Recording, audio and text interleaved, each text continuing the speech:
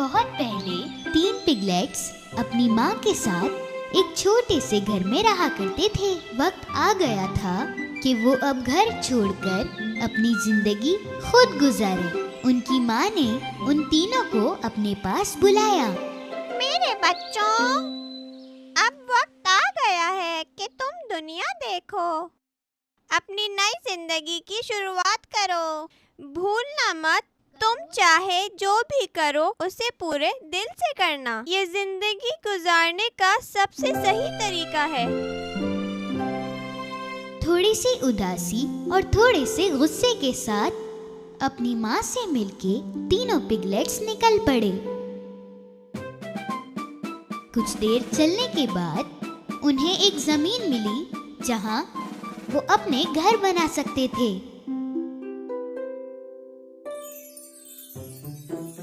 सबसे छोटे पिगलेट ने घास से अपना घर बनाने का सोचा।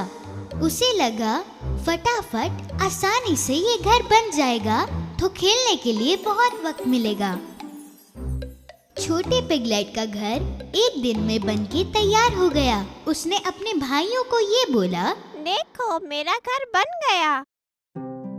बड़े पिगलेट ने घर देख के बोला, अरे ये घर तो बिल्कुल भी मजबूत नहीं है, हम भेड़िए से कैसे बचेंगे? छोटे ने बड़े की बात को दरगुजर कर दिया। तुम फिक्र मत करो, कुछ नहीं होगा।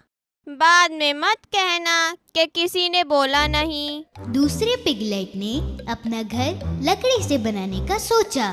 जंगल से लकड़ियां इकट्ठा करके वो अपने काम से जुड़ा रहा। तीसरे दिन पिगलेट का घर बन गया।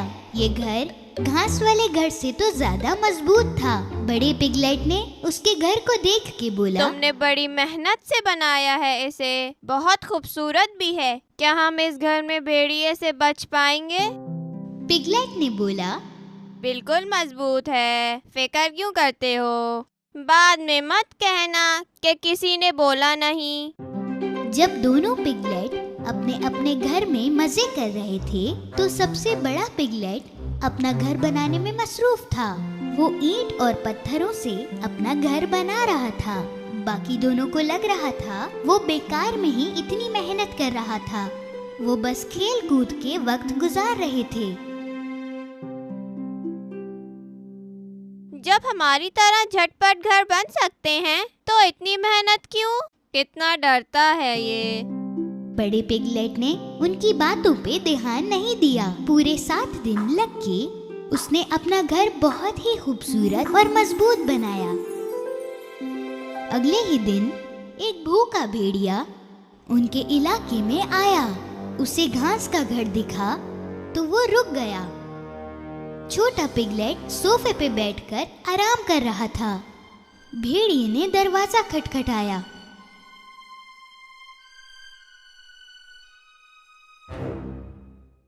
दरवाजा खोलो, मुझे अंदर आना है।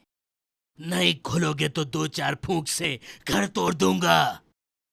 तुम कुछ नहीं कर सकते, मेरा घर मजबूत है। भेड़िए ने जोर से अपने मुंह से फूंक मारी और घर टूट गया। पर छोटा पिगलेट जैसे तैसे भाग निकला और भागता हुआ अपने भाई के घर जा पहुंचा। उसके दरवाजा खटखटाते ही उसके भाई ने दरवाजा खोला और छोटा पिगलेट अंदर छुप गया। जल्दी बंद करो दरवाजा, भेड़िया आ जाएगा। घबराओ मत, वो इस घर में नहीं आ सकता। तभी भेड़िया वहां पहुंचा और उसने आवाज लगाई, दरवाजा खोलो, मुझे अंदर आना है। नहीं खोलोगे तो 2-4 फूंक से घर तोड़ दूंगा। कुछ नहीं कर सकते तुम। भेड़िए ने जोर से अपने मुंह से फूंक मारी और घर फिर से टूट गया। जैसे तैसे दोनों भाई वहां से निकल के बड़े भाई के घर पहुंचे। भाई, भेड़िया पीछे पड़ा है, हम क्या करें? बड़े पिगलेट ने उन्हें भरोसा दिलाया, परेशान मत हो, भेड़िया अंदर नहीं आएगा। थोड़ी देर में वो भूखा भेड़िया यहाँ भी आ पहुंचा। दरवाजा खोलो, मुझे अंदर आना है। अगर तुमने भी दरवाजा नहीं खोला तो 2-4 फूंक से तुम्हारा भी घर तोड़ दूंगा। कोशिश भी मत करना, कुछ नहीं कर पाओगे तुम। भेड़िए ने गुस्से से अपने मुंह से फूंक मारना शुरू करी, पर वो घर हिला भी नहीं, बिल्कुल भी नहीं। भेड़िया एक ईंट भी नहीं हिला पाया। बहुत थक जाने के बाद उसने एक तरकीब सोची। घर के ऊपर एक चिमनी थी। भेड़िया उस पे चढ़ने लगा। उसे चढ़ता हुआ देखकर उसे अंदर आने से रोकने के लिए बड़े पिगलेट ने फायरप्लेस में आग लगा दी और एक पानी का बर्तन उस पे रख दिया। भेड़िया चिमनी के ऊपर पहुंचा और नीचे जाने लगा और सीधे उबलते हुए पानी में गिर गया।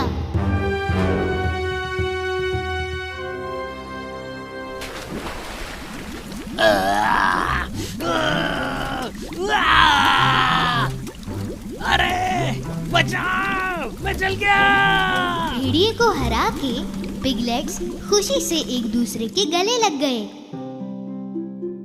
तीनों भाई अगले दिन अपनी कहानी सुनाने के लिए अपनी माँ के पास गए। छोटा पिगलेट सबसे पहले बोला, आपने सही कहा था, जो भी काम करो पूरे दिल से करो, दिल लगा के करो तो कामयाबी मिलेगी। उस दिन से छोटे पिगलेट और उसके भाई ने सुस्ती छोड़ दी और बड़े भाई की तरह मेहनत करने लगे और हंसी खुशी जिंदगी गुजारने लगे। एक जमाने का जिक्र है, जंगल में एक छोटे से घर में मदर गोट और उनके प्यारे लिटिल गोट्स मौज मस्ती से रहा करते थे। लिटिल गोट्स बहुत प्यारे लगते थे, बिल्कुल खिलौनों जैसे। सभी माओं की तरह मदर गोट अपने बच्चों से बहुत प्यार करती थी। वो सभी जंगली जानवरों से अपने बच्चों को दूर रखती थी। एक दिन खाने की तलाश में बाहर जाने से पहले उन्होंने लिटिल गोट्स को अपने पास बुलाया और उनसे कहा, मेरे प्यारे बच्चों, मैं जंगल में जा रही हूँ, कोई आए तो दरवाजा मत खोलना। अगर भेड़िया आ गया तो वो हम सबको खा जाएगा। वो भेष बदल के तुम्हें खाना चाहेगा। पर हम उसे पहचानेंगे कैसे? भेड़िए की आवाज भारी है और मेरी पतली। जब भी मोटी आवाज आए तो समझ जाना कि वही है। ये बोलते ही मदर गोट निकलने लगी। फिर उनको कुछ और याद आया। उन्होंने मुड़ के बोला, एक और बात, भेड़िए के पैर काले हैं और मेरे सफेद। तुम ये देख के भी पहचान जाना। आप परेशान मत हो माँ, हम संभाल लेंगे। Mummy, we love you. Mother goat ने अपने सभी बच्चों को एक एक करके चूमा और फिर जंगल की तरफ निकल पड़ी। भेड़िया सब कुछ देख रहा था। मदर गोट के जाने के बाद वो थोड़ा और रुका। फिर वो उनके घर पे पहुंच के दरवाजा जोर जोर से खटखटाने लगा।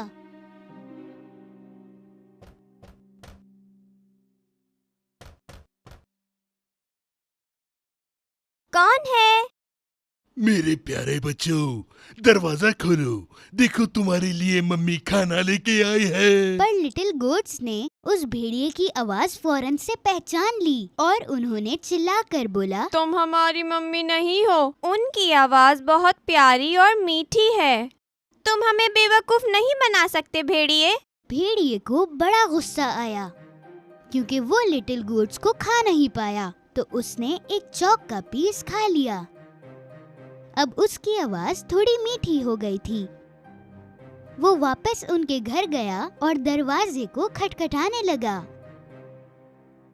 अब की बार भेड़िए ने अपनी मीठी आवाज में बात की, मेरे प्यारे बच्चों, दरवाजा खोलो, मैं तुम्हारी मम्मी हूँ, मैं तुम्हारे लिए खाना लेकर आई हूँ।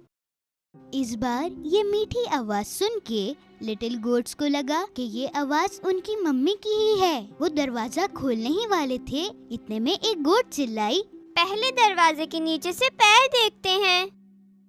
जब उन्होंने देखा तो भेड़िए के काले पैर दिखे। सभी चिल्लाए। हम दरवाजा नहीं खोलेंगे, मम्मी के पैर सफेद हैं। तुम्हारे पैर काले हैं, तुम भेड़िए हो। अपने गुस्से को काबू में रख के भेड़िया वहाँ से चला गया और अब वो बेकरी आ गया। बेकर भेड़िए को देखकर थोड़ा सा हैरान हुआ। मैं भी इंसानों की तरह हो गया हूँ, अब से पेस्ट्री खाऊंगा। थोड़ा सा आटा मिलेगा क्या? भेड़िया बेकरी से आटा लेकर निकल गया। घर के पास उसने आटा अपने पैरों पर लगा दिया और उसके पैर सफेद हो गए। अब तीसरी बार चालाक भेड़िए ने दरवाजे पर नॉक किया। मेरे प्यारे बच्चों, दरवाजा खोलो, मैं तुम्हारी मम्मी हूँ, मैं तुम्हारे लिए खाना लेकर आई हूँ।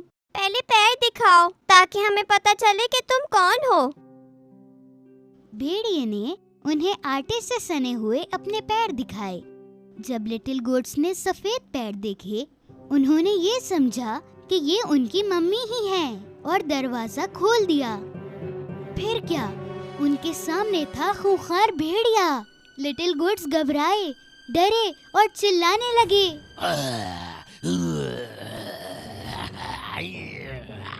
अपनी जान बचाओ, भागो, बचाओ, बचाओ। एक बच्चा टेबल के नीचे छुपा, दूसरा बिस्तर में और तीसरा चिमनी के अंदर गया। चौथा किचन में जा छुपा, पांचवा अलमारी में जा बैठा और छठा पर्दे के पीछे और सातवां घड़ी के अंदर।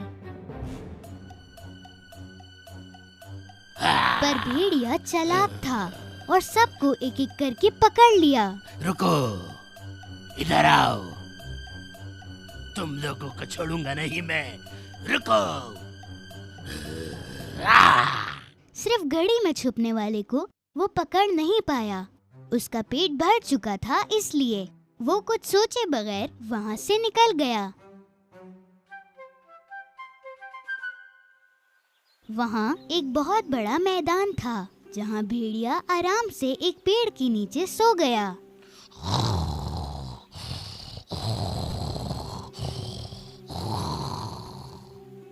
थोड़ी ही देर में मदर गोट घर पहुंची।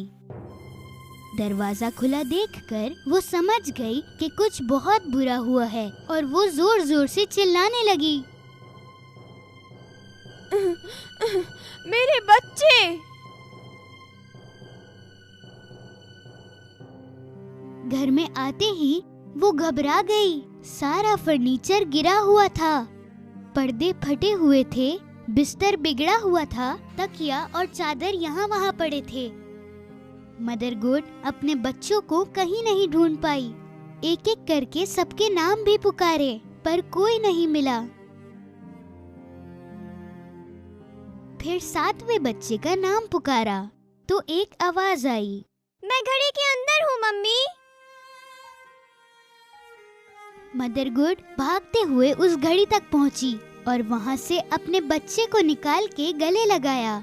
लिटिल गोट ने अपनी माँ को सारी कहानी बताई। भेड़िया आया था भेष बदल के, हमें लगा कि आप हो। वो मेरे सारे भाइयों को खा गया।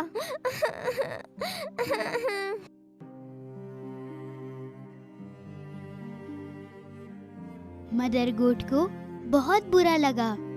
वो बहुत रोई। अपने बच्चे को लेकर अपने सिर्फ एक बच्चे के साथ वो घर से बाहर निकली।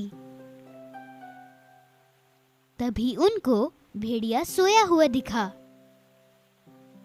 वो इतनी जोर से खर्राटे ले रहा था कि पेड़ के पत्ते भी हिल रहे थे। मदर गोट ने थोड़ी देर भेड़िए को देखा। उसने देखा कि उसके पेट के अंदर कुछ हिल रहा था। या अल्लाह, लगता है कि मेरे बच्चे उसके पेट के अंदर जिंदा हैं।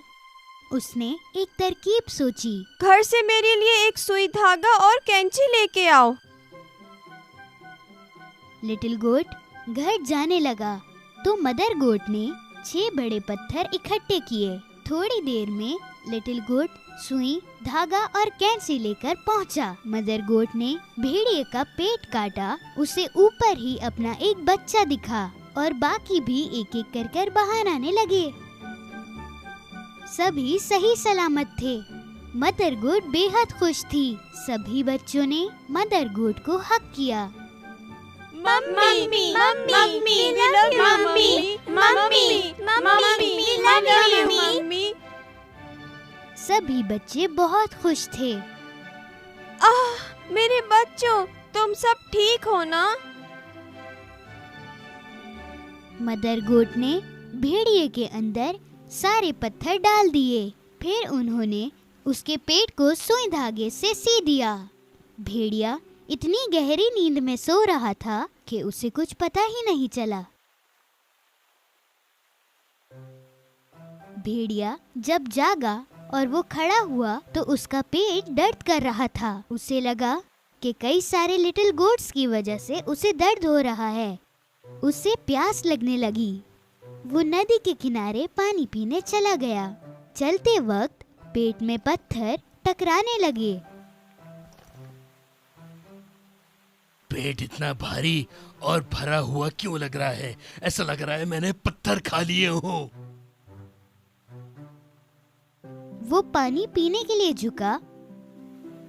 पत्थरों के वजन की वजह से वो पानी में गिर गया। बचाओ, बचाओ, मैं डूब रहा हूँ, कोई बचाओ, अरे बचाओ, अरे बचाओ मुझे। वो बहुत चिल्लाया पर कोई नहीं आया। पत्थरों के वजन की वजह से वो पानी में डूब गया।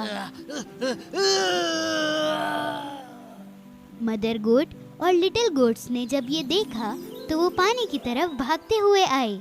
भेड़िया डूब गया, भेड़िया डूब गया, भेड़िया डूब गया।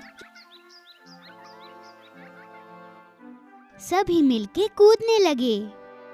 उस दिन से मदर गोट्स और सातों लिटिल गोट्स की जिंदगी बहुत आराम और सुकून से गुजरी। जंगल में एक खूबसूरत लड़की अपनी माँ के साथ रहा करती थी। जब भी वो घर छोड़कर जाती थी, वो अपना रेड कैप पहनती थी जो कि उसकी दादी ने बनाया था। इसीलिए सब उसको लिटिल रेड राइडिंग हुड कहा करते थे। एक नए दिन किचन में जब उसकी माँ खाना बना रही थी, लिटिल रेड राइडिंग हुड अपनी अम्मी के पास आ गई। अम्मी, मैं बहुत खुश हूँ। आज नया साल है। क्या दादी माँ आज रात हमारे साथ चलेंगी? दादी माँ बीमार हैं बेटी, आज रात वो शायद नहीं आ पाएंगी। मैं उनके लिए कुछ कुकीज बना रही थी। क्या मैं दादी माँ को कुकीज दे आऊँ? नहीं बेटी, बाहर बहुत सर्दी है, तुम यहीं रुको, मैं दे के आ जाऊंगी। उनको कुछ जड़ी बूटियाँ देनी है जिससे वो जल्द से जल्द सेहतियाब हो जाएंगी। प्लीज मम्मा, प्लीज, आपको बहुत काम करने हैं, मैं जल्दी से होके आ जाऊंगी। ठीक है, पर गर्म कपड़े पहनो। लिटिल रेड राइडिंग हुड ने अपने जूते और रेड हैट पहना। उसने वो बास्केट उठाई जो कि उसकी माँ ने बनाई थी और वहाँ से चली गई। जंगल का रास्ता मत खोना और अंधेरा होने से पहले आ जाना। ठीक है। बहुत ज्यादा ठंड हो रही थी। पूरा जंगल बर्फ से भरा हुआ था। लिटिल रेड राइडिंग हुड जंगल में बड़ी खुशी खुशी जा रही थी। जंगल की गहराइयों में एक शिकारी रहा करता था। वो एक भेड़िए को ढूंढना चाहता था जो कि गांव के घरों में घुस जाता था।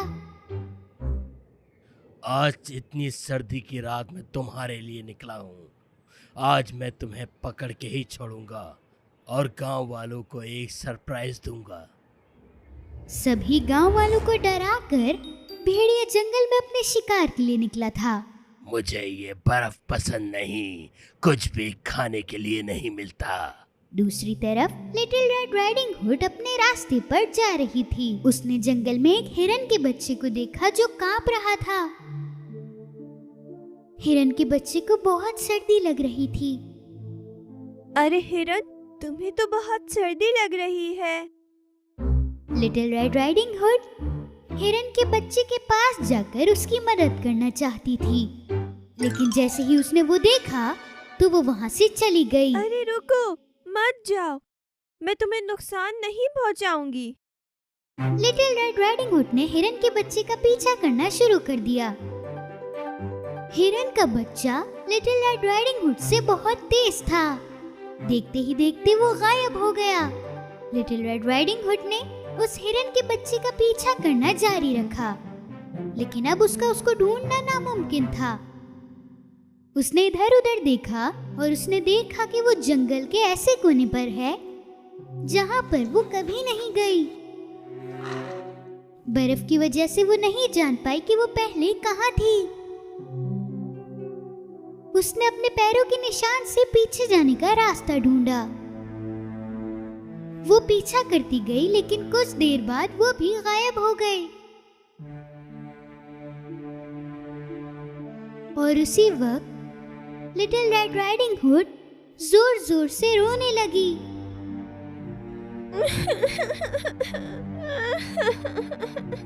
अब मैं क्या करूंगी? सुनो, मदद करो। कोई है यहाँ पे मदद करने वाला? कोई तो सुन लो। किसी ने उसकी आवाज सुनी, लेकिन ये कोई और नहीं बल्कि वो ही भेड़िया था। मदद करो, कोई है यहाँ पे मदद करने वाला? भेड़िया वहाँ गया जहाँ से वो आवाज आ रही थी, और आते ही उसने लिटिल रेड राइडिंग हुड को देखा।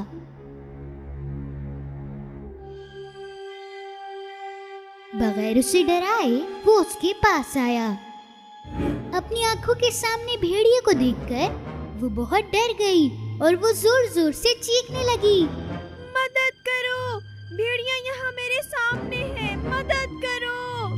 हाँ, शोर मत करो, शोर मत करो।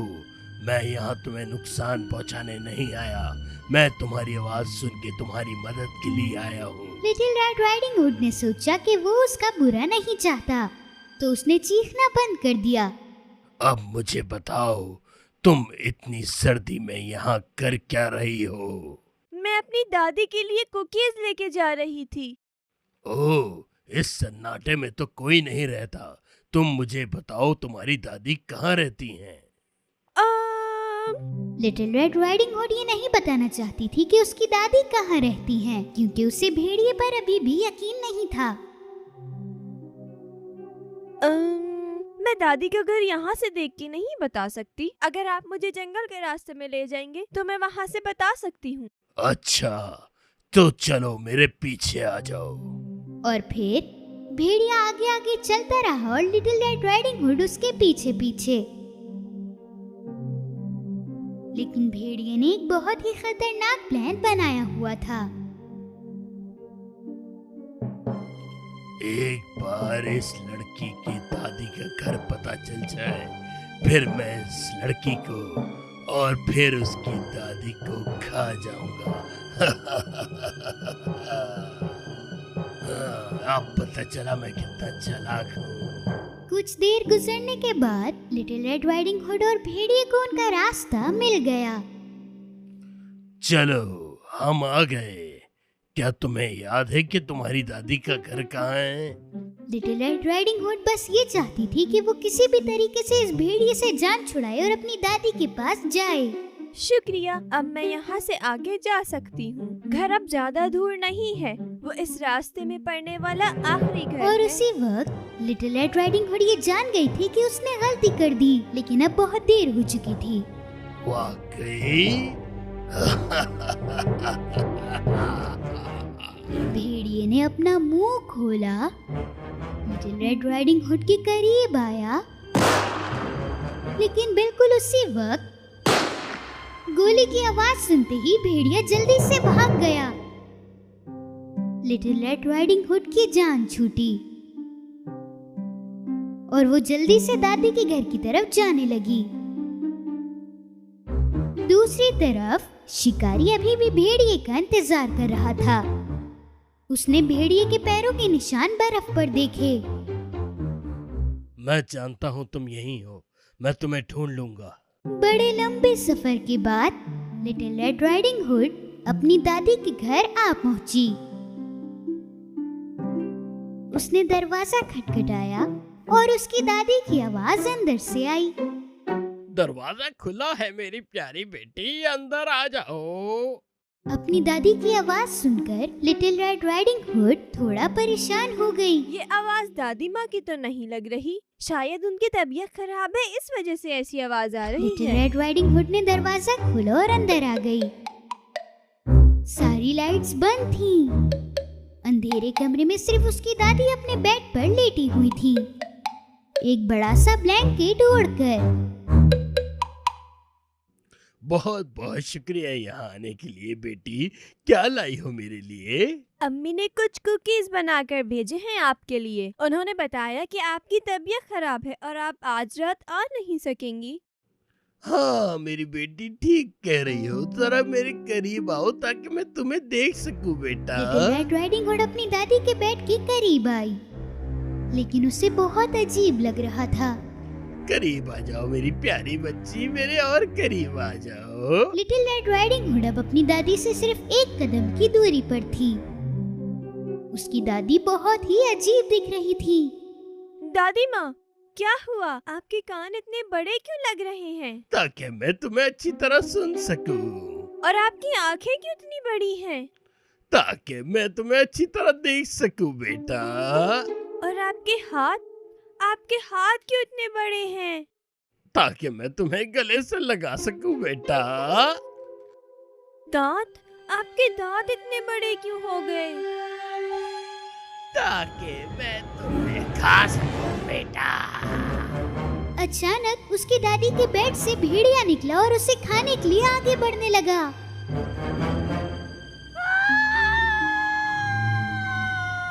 इधर आ जाओ, अब तुम कहीं भी नहीं भाग सकती। लिटिल रेड राइडिंग हुड घर से बाहर निकली और भागने लगी, लेकिन तेज भागने वाला भेड़िया उसे पकड़ने ही वाला था। जैसे ही वो कूदकर उसे पकड़ने वाला था, उसने देखा कि उसका पैर फंस गया और अचानक उसने देखा कि वो एक पेड़ पर लटका हुआ है। जब लिटिल रेड राइडिंग हुड रुकी और उसने देखा कि भेड़िया एक जाल में बंद हो गया और वो जल्दी से उसके पास गई। बताओ बुरे भेड़िए, तुमने मेरी दादी माँ के साथ क्या किया है? वो कहाँ है? वो अब तुम्हें कुछ नहीं कहेगा। लिटिल रेड राइडिंग हुड को एक आवाज आई और उसने देखा कि एक शिकारी उसके पास आ रहा है। तुम्हारी दादी बिल्कुल महफूज है बेटी। जैसे ही मुझे पता चला तुम्हारी दादी बीमार है, मैं फौरन उनकी मदद के लिए यहाँ पहुँच गया। और इस भेड़िए की तो मुझे बहुत पहले से तलाश थी। ये सबको नुकसान पहुँचाता है। बुरा भेड़िया, ये सबसे पहले मेरी दादी के घर पे गया, फिर उसने मेरे दादी के कपड़े पहने और मेरी दादी बनने की कोशिश की। चलो पहले तुम्हारी दादी के पास चलते हैं और इसको यहीं लटकने देते हैं। मैं सुबह आकर इसकी खबर लूंगा। और फिर लिटिल रेड राइडिंग हुड और शिकारी वहाँ गए जहाँ पर उसकी दादी थी। भेड़िया पीछे से चीखा, ए रुको, मुझे ऐसे छोड़ के मत जाओ यहाँ पे। अब रात हो चुकी थी। लिटिल रेड राइडिंग हुड, उसकी दादी और शिकारी उसके घर की तरफ आ पहुँचे। उसकी अम्मी घर के सामने उसका इंतजार कर रही थी। वो अपनी बेटी को देखकर बहुत खुश हुई। मेरी प्यारी बेटी, तुम कहाँ थी? अरे अम्मी, आप भी बताएं कि क्या हुआ है। मैं आपको सब बताती हूँ अम्मी, मगर पहले मैं आपसे माफी मांगना चाहती हूँ। मैंने आपकी बात नहीं सुनी और मैं जंगल का रास्ता भूल गई। मैं अब से आपकी बात हमेशा मानूंगी। लिटिल रेड राइडिंग हुड, उसकी अम्मी, उसकी दादी और शिकारी बहुत मजे करने लगे। गाते हुए, नाचते हुए, खाते हुए अपनी रात मना रहे थे। दूसरी तरफ भेड़िए के लिए ये नए साल की सबसे बुरी रात थी। ऐसी रात उसने कभी नहीं मनाई थी।